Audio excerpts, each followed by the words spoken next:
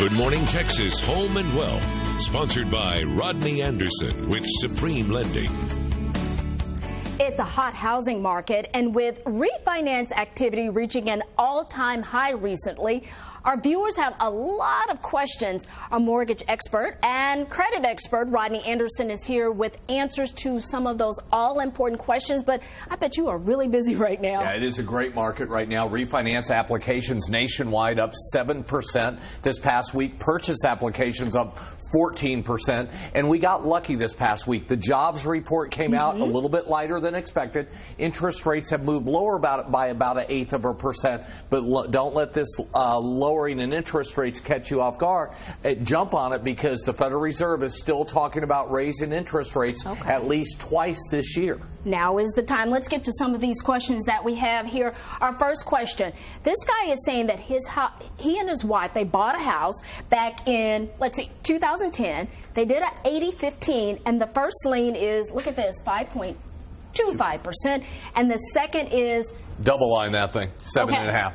7.5. Yeah, so here's what's happened to Steve. Steve is in McKinney. Values have really gone up the last 5 years, 6 years in McKinney. So what Steve could most likely do, take that first mortgage, take that second mortgage, combine the two together into one loan, get a much lower interest rate than that 5.25, but get rid of that high interest rate on that second lien. The other thing I would recommend for Steve, he's been in there about 6 years, look at a 15-year fixed rate mortgage.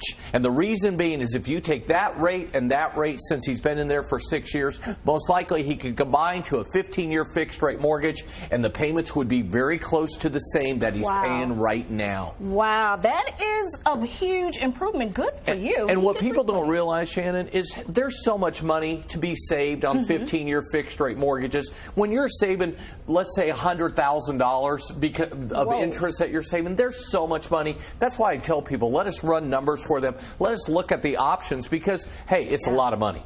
Can't hurt, can't hurt. Next question. This is coming from Tanya from Flower Mound. Now, she is asking about her current mortgage. She says it's at 4.375%.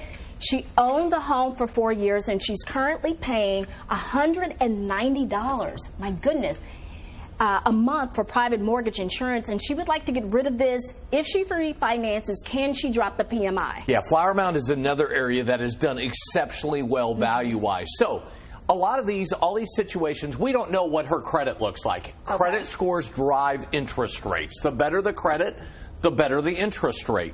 But she could save a little bit of money on the first mortgage. She could get rid of this $190 a month in PMI, saving an overall lifetime savings. Why would you pay for something you don't need? It's like me giving you $200 every month. I would love it. And it's your money. Okay? People work too hard for their money. They should look to refinance. She can definitely get her money back. Okay, let's go on. The next question. This is coming from Tom from Fort Worth. Our current home is worth $420,000, and we owe $220,000.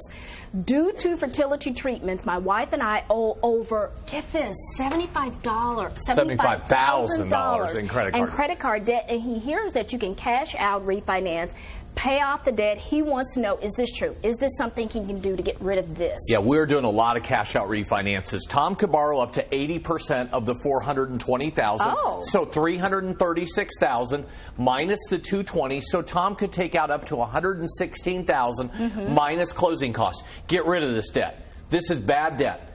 Over $1 trillion almost right now in credit card debt. I don't know of anybody that should be in credit card debt or likes that being in credit card debt. So I would definitely look at a cash out. Get rid of that. All right, let's get to this last question real quick before we get out of here. My husband and I bought a home in 2009 for $300,000, and they did it at 4.5%. They put in a pool a few years later, and they have a pool loan for $70,000. They are wanting to know, should they combine these two liens? Yeah, Carrie from Allen. Again, Allen housing market very, very hot. I would recommend that you consider putting those two together. Values have really skyrocketed up between the $300,000 and the $70,000. You owe $370,000.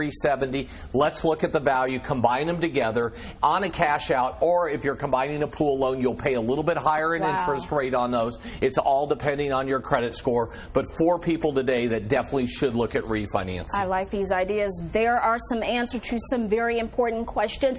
And you can call Rodney at 1-800-EXPRESS for answers to many more of your mortgage questions, or go to rodneyanderson.com.